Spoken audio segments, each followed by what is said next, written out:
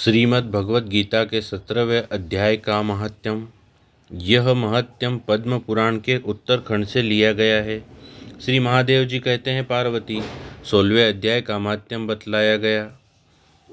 अब 17वें अध्याय की अनंत महिमा श्रवण करो। राजा खड़गबाहु के पुत्रों का दुशासन नामक एक नौकर था। वह बड़ी खोटी बुद्धि का मनुष्य था। एक बार वह मांडलिक राजकुमारों के साथ बहुत धन की बाजी लगाकर हाथी पर चढ़ा और कुछ ही कदम आगे जाने पर लोगों के मना करने पर भी वह मूढ़ हाथी के प्रति जोर जोर से कठोर शब्द करने लगा।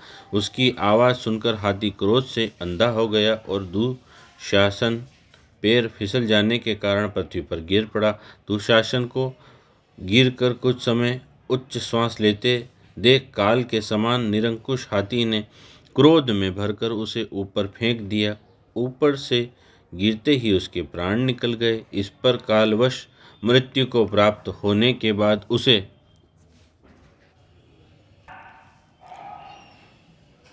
हाथी की योनि मिली और सिंहद्वीप के महाराज के यहाँ उसने अपना बहुत समय व्यतीत किया।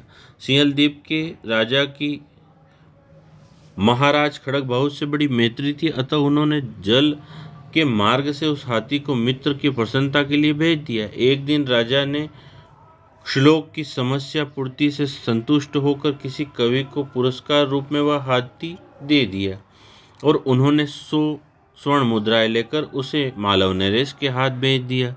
कुछ काल व्यतीत होने पर वह हाथी यत्नपूर्वक पालित करने पर भी असाध्य ज्वर से ग्रस्त होकर मरणासन हो गया। हाथीवानों ने जब उसे ऐसी शोचनीय अवस्था में देखा तो राजा के पास जाकर हाथी के हित के लिए शीघ्र ही सारा हाल कह सुनाया। महाराज, आपका हाथी अस्वस्थ जान पड़ता है। उसका खाना पीना और सोना सब छूट गया है। हमारी समझ में नहीं आता इसका क्या कारण है।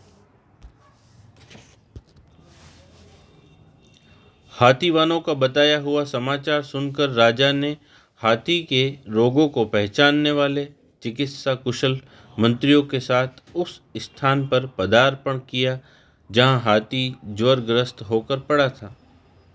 राजा को देखते ही उसने ज्वर जनित वेदना को भूलकर संसार को आश्चर्य में डालने वाली वाणी में कहा, संपूर्ण शास्त्रों के ज्ञाता, राजनीति के समुद्र, शत्रु समुदाय को परास्त करने वाले तथा भगवान विष्णु के चरणों में अनुराग रखने वाले महाराज, इन औषधि से क्या लेना है। वेदों से भी कुछ लाभ होने वाला नहीं, दान और जप से भी क्या सिद्ध होगा। आप कृपा करके गीता के 17वें अध्याय का पाठ करने वाले किसी ब्राह्मण को बुलाइए।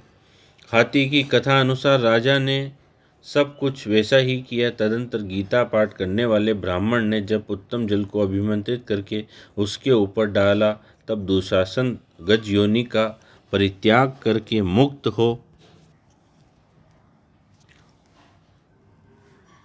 गया। राजा ने दुशासन को दिव्य विमान पर आरूढ़ और इंद्र के समान तेजस्वी देखकर पूछा, तुम्हारी पूर्व जन्म में क्या गति थी, क्या स्वरूप था, कैसे आचरण थे और किस कर्म से तुम यहाँ हाथी होकर आए थे। ये सारी बातें मुझे बतलाओ। राजा के इस प्रकार पूछने पर संकट से छूटे हुए दुशासन ने विमान पर बैठे बैठे ही स्थिरता के साथ अपना पूर्व जन्म का उपयुक्त समाचार यथावत कह सुनाया। तत्पश्चात नरश्रेष्ठ मालव नरेश भी गीता के 17वें अध्याय का पाठ करने लगे। इससे थोड़े समय में ही उनकी मुक्ति हो गई। ओम श्री परमात्मने नमः। श्री कृष्णं शरणं मम, श्री कृष्णं शरणं मम, श्री कृष्णं शरणं मम।